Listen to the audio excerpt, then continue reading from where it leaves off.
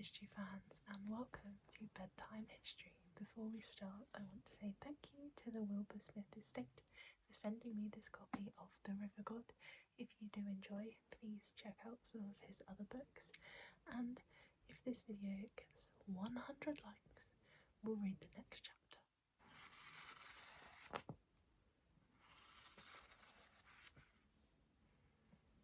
Don't you just love the smell of books? Especially like new books. Anyway. We've got a little map of Egypt here. I might give you a hint as to what might give you a hint as to what this book might be about. I'm just going to read you the blurb of what the story is. In the land of gold where the weak pharaoh rules, a new civilization will be born. Tita is a humble slave, an expert in art, poetry, medicine, and engineering, as well as the keeper of important secrets.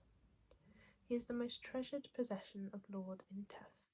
Yet, when Intef's beautiful daughter Lostris is married to the pharaoh, Tita is commanded to follow her, and swiftly finds himself deeper than he could have ever imagined, in a world of deception and treachery.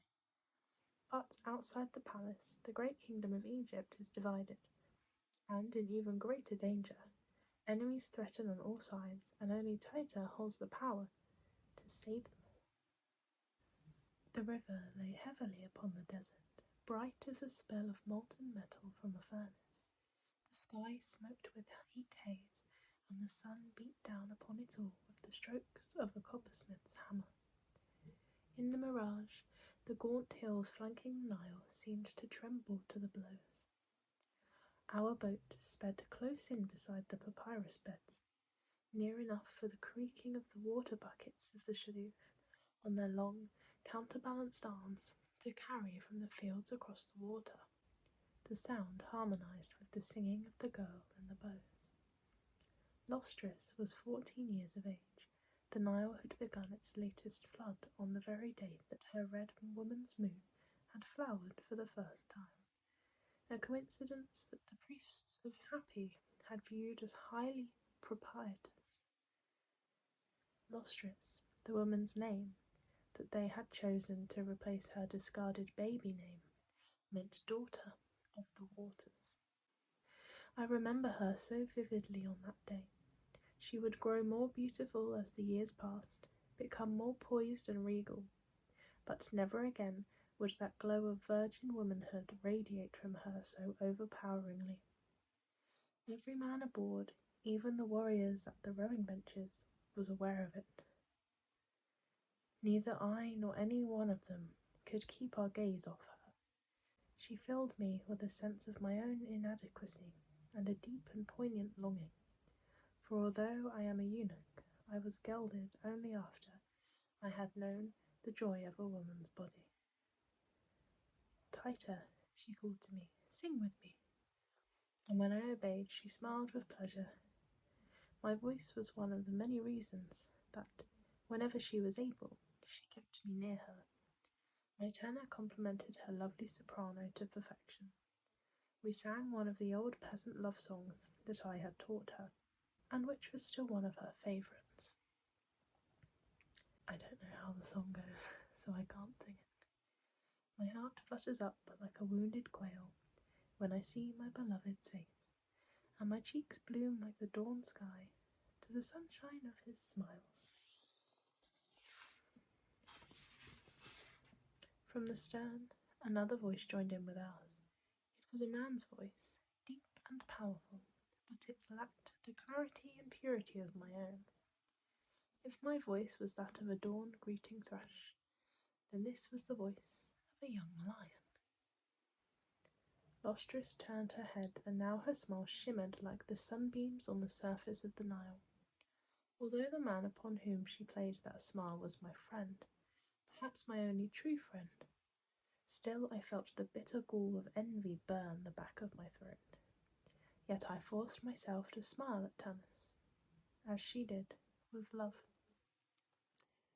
Tanus's father, Pianki, Lord Harab, had been one of the grandees of the Egyptian nobility, but his mother had been the daughter of a freed Tehenu slave.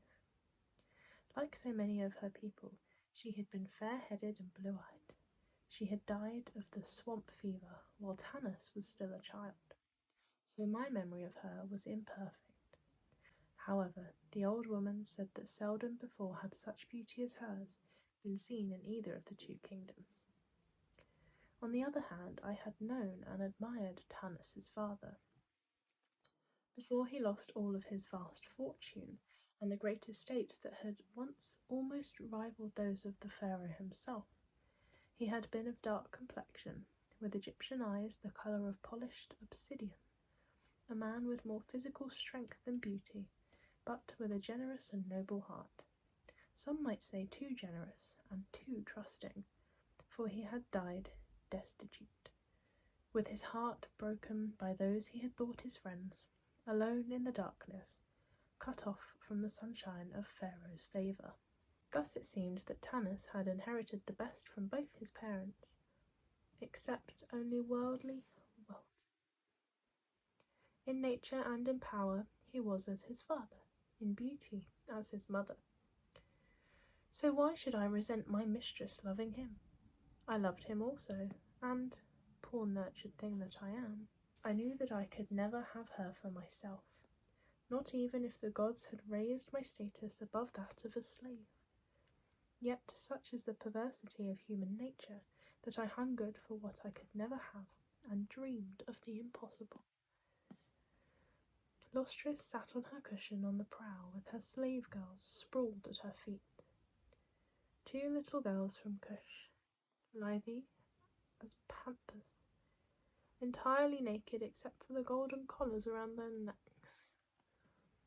Lostris herself wore only a skirt of bleached linen, crisp and white as an egret's wing.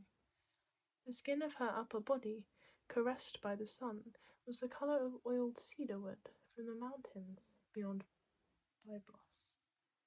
She had set aside her formal wig and wore her natural hair in a side lock that fell in a thick dark rope over one breast. The slant of her eyes was enhanced by the silver green of powdered malachite cunningly touched to the upper lids. The colour of her eyes was green also, but the darker, clearer green of the Nile, when its waters have shrunk and deposited their burden of precious silt. She wore a figurine of Hapi, the goddess of the Nile, fashioned in gold and precious lapis lazuli. Of course it was a superb piece, for I had made it with my own hands for her. Suddenly Tanus lifted his right hand with his fist clenched. As a single man the rowers checked their stroke and held the blades of their paddles aloft, glinting in the sunlight and dripping water. Then Tanus thrust the steering oar hard over, and the men on the port bank stabbed their backstroke deeply, creating a series of tiny whirlpools in the surface of the green water. The starboard side pulled strongly ahead. The boat spun so sharply that the deck canted over at an alarming angle. Then both banks pulled together and she shot forward. The sharp prow, with the blue eyes of Horus emblazoned upon it, brushed aside the dense stands of papyrus, and she lanced her way out of the flow of the river and into the still waters of the lagoon beyond. Lostris broke off the song and shaded her eyes to gaze ahead. "There they are," she cried, and pointed with a graceful little hand. The other boats of Tanus's squadron were cast like a net across the southern reaches of the lagoon, blocking the main entrance to the great river, cutting off any escape in that direction. Naturally, Tanus had chosen for himself the northern station, for he knew that this was where the sport would be most furious. I wished it was not so. Not that I am a coward, but I have always the safety of my mistress to consider. She had unveiled herself aboard the Breath of Horus, only after much intrigue in which, as always, she had deeply involved me. When her father learned, as he surely would, of her presence in the thick of the hunt, it would go badly enough for me, but if he learned also that I was responsible for allowing her to be in the company of Tanus for a full day, not even my privileged position would protect me from his wrath. His instructions to me regarding this young man were unequivocal. However, I seemed to be the only soul aboard the Breath of Horus who was perturbed. Sorry, I said that bit weird, didn't I? Perturbed. The others were simmering with excitement. Tanus checked the rowers with a peremptory hand signal, and the boat glided to a halt and lay rocking gently upon the green waters that were so still that when I glanced overboard and saw my own reflection look back at me, I was struck, as always, by how well my beauty had carried over the years. To me it seemed that my face was more lovely than the Corellian blue lotus blooms that framed it. I had little time to admire it, however, for the crew were all a bustle. One of Tanus's staff officers ran up his personal standard to the masthead. It was the image of a blue crocodile, with its great coxcombed tail erect, and its jaw open. Only an officer of the rank of best of 10,000 was entitled to his own standard. Tanus had achieved such rank, together with the command of the Blue Crocodile Division of Pharaoh's own elite guard, before his 20th birthday. Now the standard at the masthead was the signal for the hunt to begin. On the horizon of the lagoon the rest of the squadron were tiny with distance, but their paddles began to beat rhythmically, rising and falling like the wings of wild geese in flight, glistening in the sunlight. From their sterns the multiple wavelets of their wake were drawn out across the placid waters and lay for a long while on the surface, as though moulded from solid clay. Tanus lowered the gong over the stern. It was a long bronze tube. He allowed the end of it to sink below the surface. When struck with a hammer of the same metal, the shrill reverberating tones would be transmitted through the water, filling our quarry with consternation. Unhappily for my equanimity, I knew that this could readily turn to murderous rage. Tanus laughed at me. Even in his own excitation he had sensed my qualms. For a rude soldier he had unusual perception. "Come up here in the stern tower, Tita," he ordered. "You can beat the gong for us. It will take your mind off the safety of your own beautiful hide for a while." I apologise for that voice. That's not what a military man would sound like at all. I was hurt by his levity, but relieved by the invitation, for the stern tower is high above the water. I moved to do his bidding without undignified haste, and as I passed him I paused to exhort him sternly. "Have a care for the safety of my mistress. Do you hear me, boy? Do not encourage her to recklessness, for she is every bit as wild as you are." I could speak thus to an illustrious commander of 10,000, for he was once my pupil, and I had wielded the cane on more than one occasion across those martial buttocks. He grinned at me now as he had in those days, as cocky and impudent as ever. "Leave that lady in my hands, I implore you, old friend. There is nothing I would relish more, believe me." I did not admonish him for such a disrespectful tone, for I was in some small haste to take my place in the tower, from where I watched him take up his bow.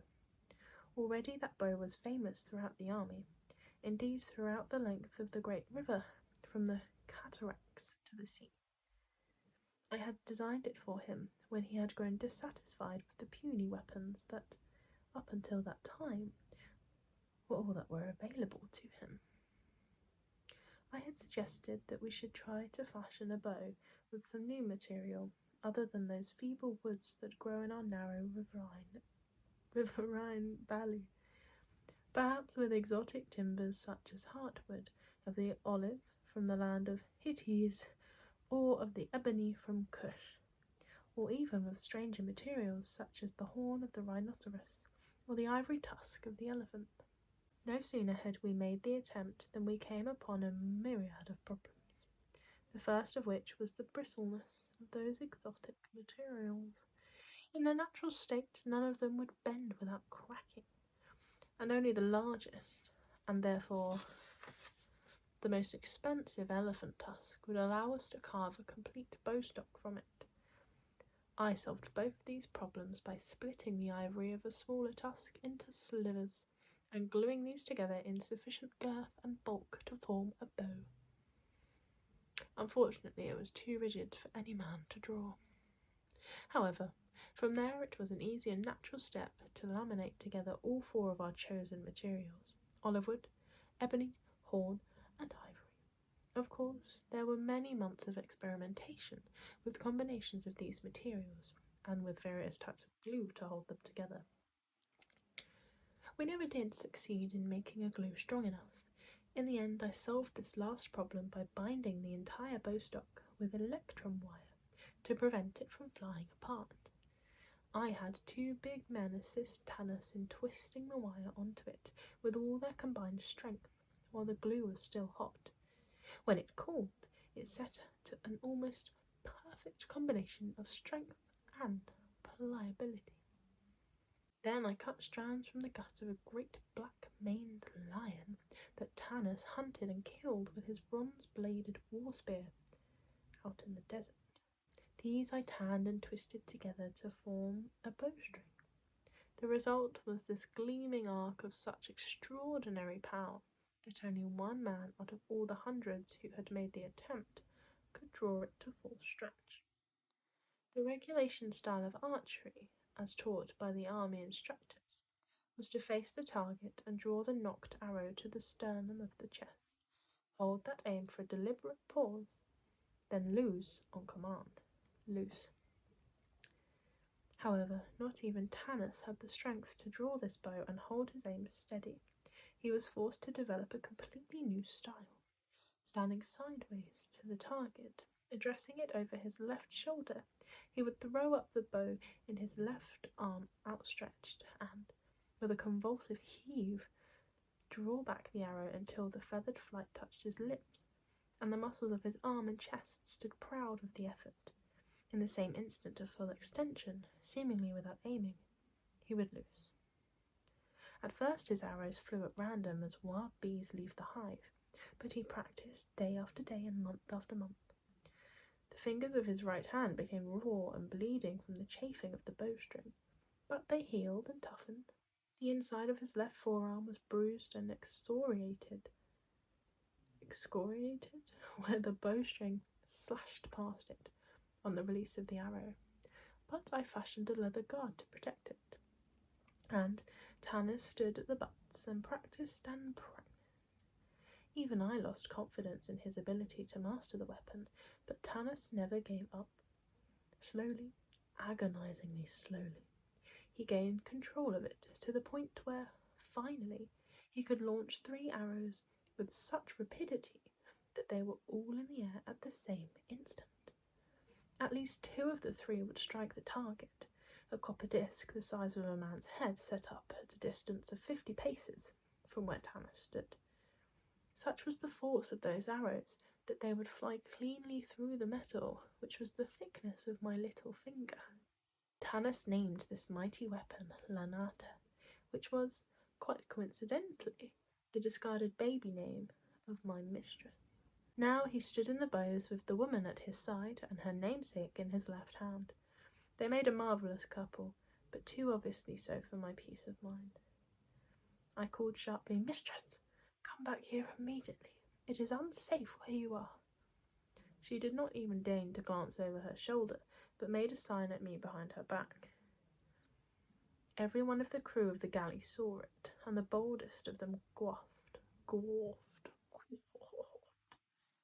One of her handmaidens must have taught Lostris that gesture, which was more appropriate to the ladies of the riverside taverns than to a high-born daughter of the house of Intef. I considered remonstrating her, but at once abandoned such an imprudent course, for my mistress is amenable to restraint only in certain of her moods. Instead, I applied myself to beating the bronze gong with sufficient vigour to disguise my chagrin. The shrill reverberating tone carried across the glassy waters of the lagoon, and instantly the air was filled with the susurration of wings, and a shade was cast over the sun, as from the papyrus beds, the hidden pools and open water, a vast cloud of waterfowl rose into the sky. They were of 100 varies, black and white ibis with vulturine heads, sacred to the goddess of the river. Flights of honking geese in russet plumage, each with a ruby droplet in the centre of its chest. Herons of greenish blue or midnight black, with bills like swords and ponderous winged beats. And ducks in such profusion that the numbers challenged the eye and the credibility of the beholder.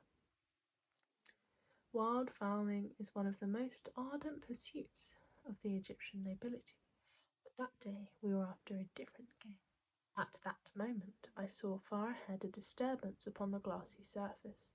It was weighty and massive, and my spirits quailed, for I knew what terrible beast had moved there. Tanus also had seen it, but his reaction was altogether different from mine. He gave tongue like a hunging hound, and his men shouted with him and bent to their paddles. The breath of Horus shot forward as though she were one of the birds that darkened the sky above us, and my mistress shrieked with excitement, and beat with one small fist upon Tanus's muscled shoulder. The waters roiled once more, and Tanus signalled to his steersman to follow the movement, while I hammered upon the gong to bolster and sustain my courage. We reached the spot where last we had seen movement, and the vessel glided to a standstill, while every man upon her decks gazed around eagerly. I alone glanced directly over the stern. The water beneath our hull was shallow and almost as clear as the air above us. I shrieked loudly and as shrilly as my mistress had, and leapt back from the stern rail, for the monster was directly under us. The hippopotamus is the familiar of Happy, the goddess of the Nile. It was only with her special dispensation that we could hunt it. To that end, Tanus had prayed and sacrificed at the goddess's temple that morning, with my mistress close by his side. Of course, Happy is her patron goddess, but I doubted that alone was the reason for her avid participation in the ceremony. The beast that I saw beneath us now was an enormous old bull. To my eye he seemed as large as our galley, a gigantic shape that lumbered along the bottom of the lagoon, his movements slowed down by the drag of the water, so that he moved like a creature from a nightmare. He raised puffs of mud from beneath his hooves, the same way that wild oryx stirs the dust as it races across the desert sands. With the steering oar, Tanus spun the boat about, and we sped after the bull. But even at that slow and mannered gallop, he rapidly drew away from us. His dark shape faded into the green depths of the lagoon ahead of us. "Pull! By Seth's foul breath, pull!" Tanus howled at his men.